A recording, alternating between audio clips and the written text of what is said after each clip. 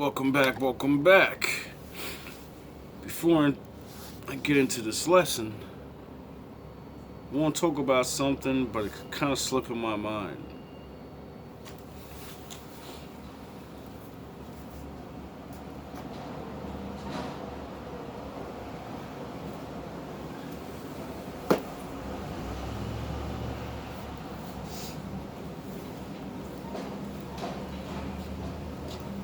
I want to talk about um,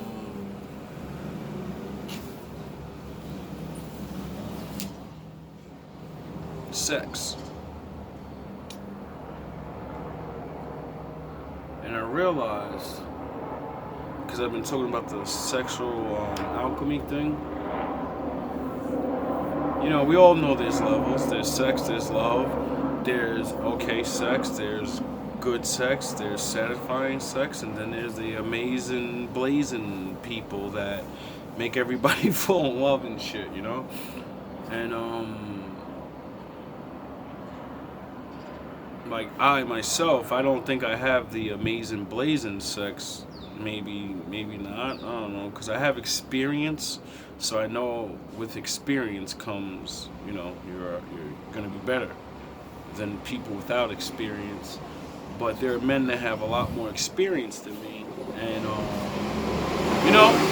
learn shit from other men watching and talking to people. But I realized something from thinking to myself, like, and it go because I was thinking about thinking. And I was like, some people are not going to understand what you say because you speak funny. You say all these different words and characters as references, and they may not know these characters. So they're not going to know what the fuck you're talking about. And then I thought to myself, then you would have to be able to speak their language. You would have to use movies or intelligence and words they know. I don't know who's watching, so that made me realize I need to not give a shit. Because the Lord made me the way I am the way I am, and that proves to myself that I'm not here for everyone. I'm not destined to help all these or whatever, and that makes me happy because I'm like, all right, then that takes the pressure off of trying to be all these fucking ways and worrying about how I sound or if people get it, and then I gotta reference this and do this. And I think the show is gonna continue a lot better. But the reason I thought of sex is because talking to men that have experience, we all agree the men that don't experience are like men that have done certain things. We always know the dude that's lying. Like if we say, "Oh yeah, bro, do you know what this is like to make a woman feel like this from your sex or perform like this and have her laid out or whatever?" And every dude always says yes, right? And all the real dudes, we already know because we talk privately and, certain things or whatever. And there's certain things you're gonna say or certain ways you're gonna say it. So the way we catch you is we ask you, what's this? What's that? And then you can't answer it. Your confidence goes right out the window. You start being all nervous and shit. And then we know, like, you ain't never did that to no woman, nigga. Why are you nervous about it? If it's something you did, you would just be like, oh, it was like this. You don't have to have a super macho story where you're beating everyone in the room. The fuck? But you're gonna be able to explain it. And I'm going to be able to look in your eyes and know you're not lying because I did it. So I know. You know what I mean? Sound the horns. Anyway, let me get off that topic because I was going to get way more graphic than that. I was going to talk real crazy, but I got better responsibilities, so class is in session. Be mindful of your feelings. Your thoughts dwell on your mother. I miss her. Afraid to lose her, I think. What has that got to do with anything? Everything. Fear is the path to the dark side. Fear leads to anger. Anger leads to hate. Hate leads to suffering. Sound the horns. Never be saddened by a separation. This is one of the 21 principles of Dokodo, by Miyamoto Musashi. This principle deals with detachment, loss, and commitment to the way. To give context to this, we should first look at the life of Musashi. He was a ronin, or a traveling samurai warrior. His purpose, at least at first, was to be the best swordsman he could be. So I just started studying this guy, right? And I have something way longer than that. And, wolves, ninja, samurai master. I love this guy. And he's going to be our new teacher. Forget everybody that's alive. Forget everybody that's online. I mean, to the ones like Big Judah, Lex Will, all my OGs, yeah, we still gonna play them.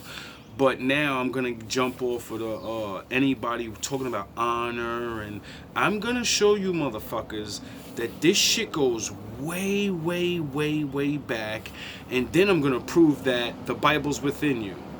Because majority of the stuff this guy figured out on his own, living life, and saying fuck the world, don't ask me for shit. Everything you gotta work hard for it. Get it? He was a disciple of the Way and pursued self-mastery his whole life long. He wandered Japan for decades, challenging and defeating the best samurai around in single combat. He had to stay razor-focused on his training and self-discipline, for death was the consequence of failure or minor lapses in attention. On this path of the warrior, he made friends, he met women, and he probably fell in love a time or two, and had to learn how to deal with loss over and over. Just think about being a ronin in the 1600s in Japan. You're not really wanted anywhere. Do you know what the word ronin means? If you don't, I'll teach you. Ronin means someone that doesn't have a master. Means you're a warrior that has no teacher. See, me being Israel and losing my head, my father, my master, I can understand exactly what that means. When your head's lopped off and you have no one to teach you and no one to guide you. All you have are books and other people that are charlatans. Spend a few months in the city training with some master, gathering some of the most badass martial artists out there, making some friends, maybe falling in love, but then inevitably having to move on. Every time he left a city or a place, he had to wrestle with the pain of separation alone in the wilderness. Hence, he gained a unique perspective on separation that can only come from bearing loss repeatedly and ever striving for perfection in the way. Musashi spent decades traveling alone, spending months at a time in the wilderness, completely That's why I like that guy. Because when I look back at my life, I'm like, yeah, that's what I've been doing. I ain't had it as hard as he did in the wilderness and shit, but it's been like that. And, he's kind of like automatically saying, I'm the fucking best. And I'm going to go everywhere and I'm going to prove I'm the best. And that's it. Focused on his training. And in this atmosphere, think of all the pain every single time he had to go through a separation and how much that would plague his mind. He had to find a principled path for dealing with this. And I think he did. I mean, the man wrote Dokodo, which is the way of walking alone, or the path of aloneness. Now, I think we can take wisdom from Musashi, wisdom from Stoicism, which also echoes the idea of bearing losses with equanimity, and apply it to the modern day. For we all have to deal with breakups, losses, loss of a parent, or a pet, or moving away from our hometowns, moving away from friends.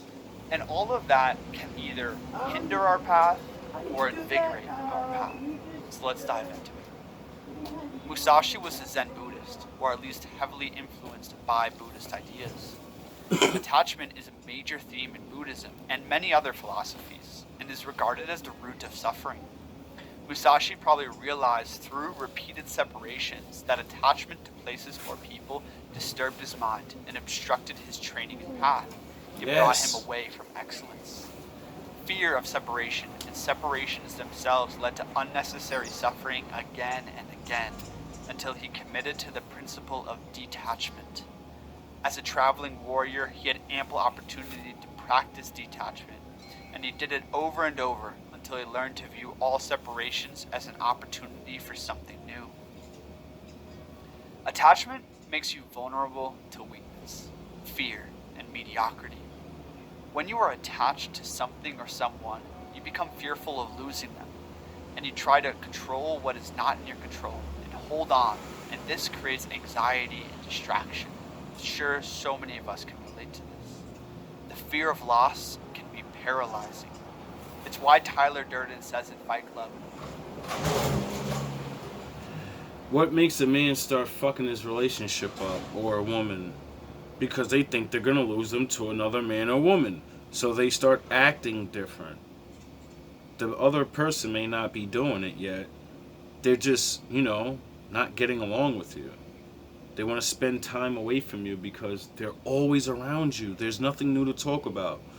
You won't let them go have new experiences. So when you do hang out, you have something new to talk about.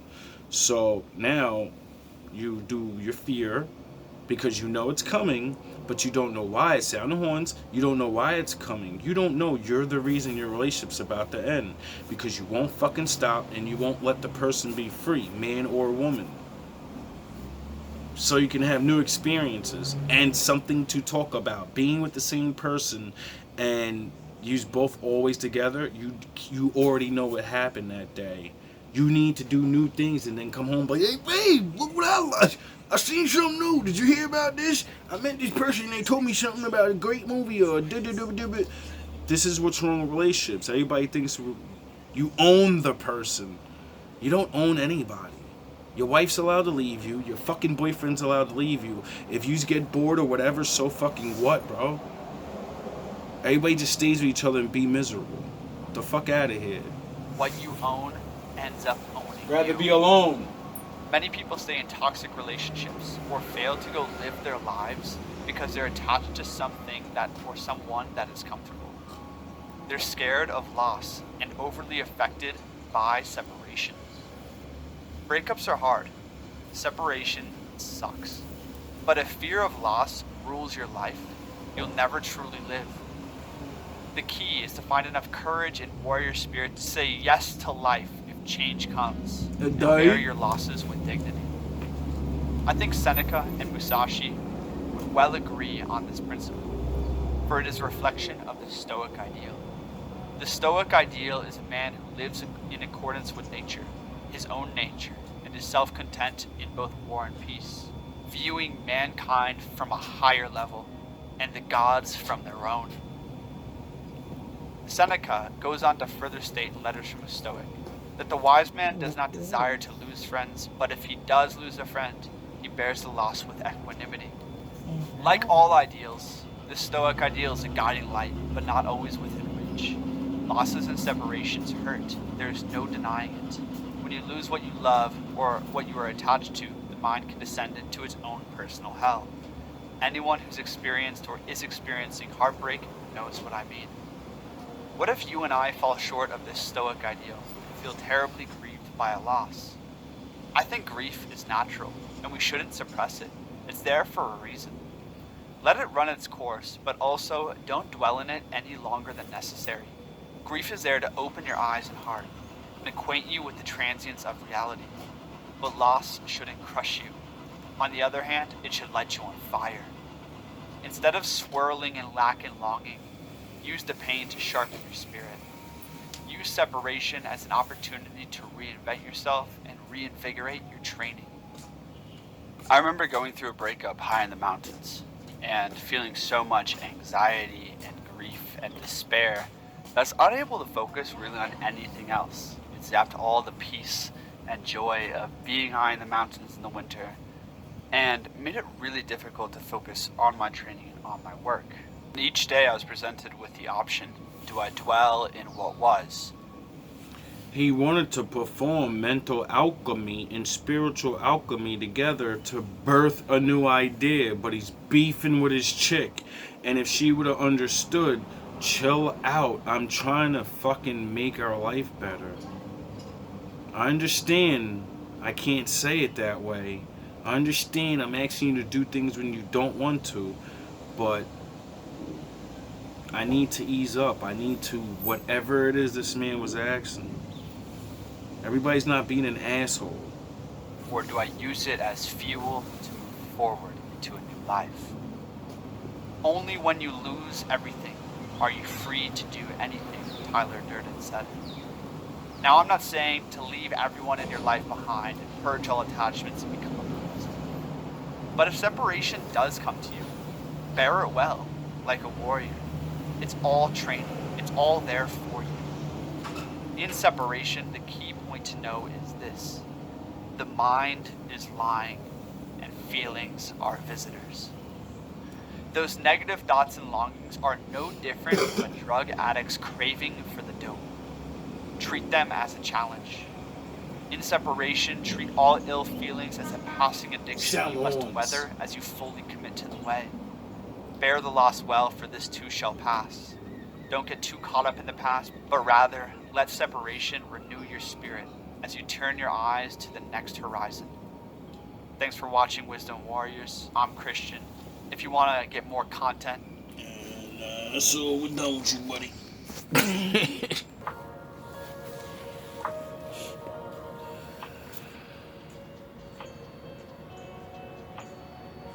Now, if that don't make sense to you, I don't know what will.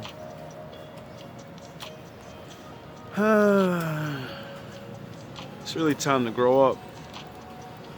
Maybe not for everybody. It's your own life. You get to be whatever you want to be. Not even God is gonna stop you from that. Not until it's time. But this is why I do what I do. 'Cause some people need to stop. Some people need to start. Some people need to be punished. And some people need to be forgiven and getting a second chance. Get it? All things are needed.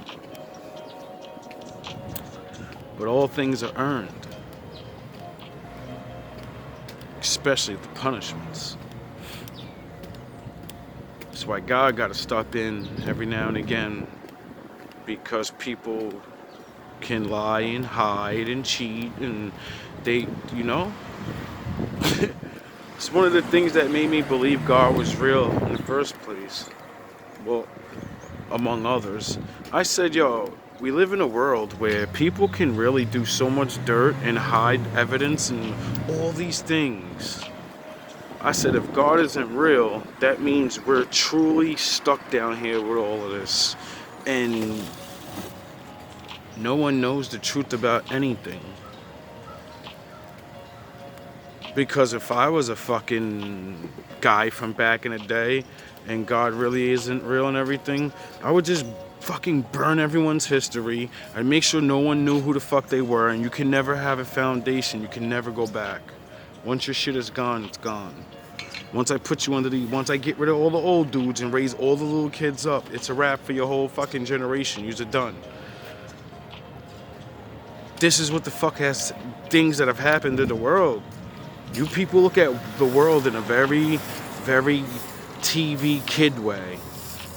I look at the world from the book way. You know how the movies are always one way and then the book's always 100% times better and more graphic and more real?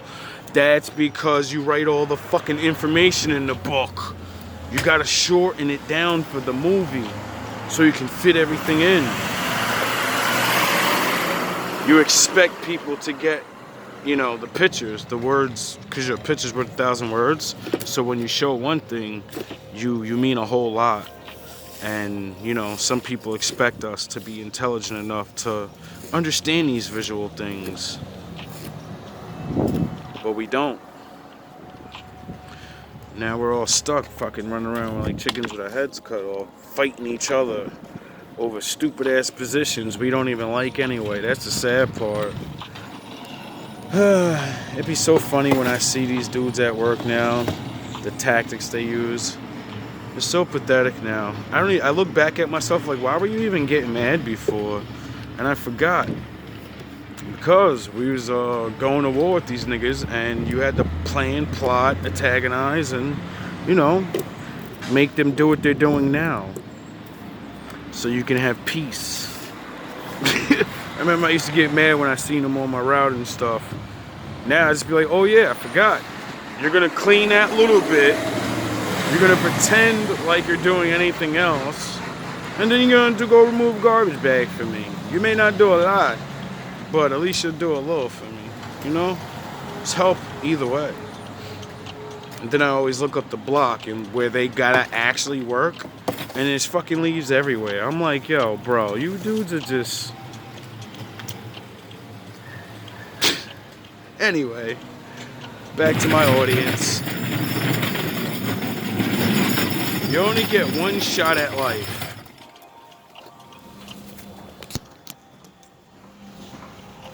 We don't get many shots at love. Some of us may never, ever get it. That's why being in this new world where a lot of men don't even get relationships no more, when you find a good one, you know, don't abuse it. And if you abuse it, let's not say abuse, make mistakes, because good men make mistakes. You gotta be real about it though to be forgiven. You gotta tell the truth. Will you be forgiven? Definitely. I'm not saying you will. That depends on how much work you put in, how much you made her actually love you.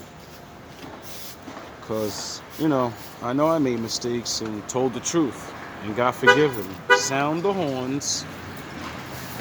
Did we stay together though? No. Because I grew up and changed anyway. So being forgiven didn't keep us together. Lying damn sure wasn't going to keep us together. And not being honest with myself ain't going to keep us together. A lot of people need to admit you're not happy with the person you're with and just move on. It's literally that simple. I understand though, put all that work in. You might have kids with them. I don't understand that level, but I do understand because my friends and my family and all these people that have problems that go through this shit, in the long run, it ain't about you. You just got kids. So in all reality, the longer y'all stay together in y'all fucked up relationship, your kids watching y'all and they're gonna become that. You can't not become something. It doesn't matter what you teach them. What they see you as is what they're gonna be seen as. You know why? Because other people remember who the fuck you really are. Their kids and their parents are gonna talk about you to their children. So whatever you are is what the fuck your kids are automatically in the brain, in the eyes of the world. Doesn't matter if they're not. They're still gonna get treated like that. If you're a thieving ass, lying ass, whoremonger, well, everyone's gonna always be suspicious of that person. They're gonna have it harder. Off rip. Now they gotta prove themselves a little extra to everybody to prove they're not fucking this and that. Get it? But you love your kid. That's what everybody says. I love this. I love the kids. I love my kids. Break up with your fucking girlfriend and stop making your kid a monster like you. Women with children, start letting the good father see their kid because you know that you have a daughter. So you know your daughter's growing up looking at you like, this is normal. I should be alone and always yell at the man that's any man that I was with. Because you don't show no respect towards him. She's going to follow what you're doing and then be in the same position. Is that what you want? Ultimately, is that what you want? No. Some of you do because you know that's going to be your husband in the future. And she's going to take care of you and babysit your kids while she doesn't even fucking have kids. Oh, love? All praise to my father. Sorry to make anybody mad with the facts, but bro, I see things and it ain't right. we gotta do better. I don't even have kids, so you know, I'm trying to give y'all tips so y'all could do better, so y'all kids ain't hating you in the future.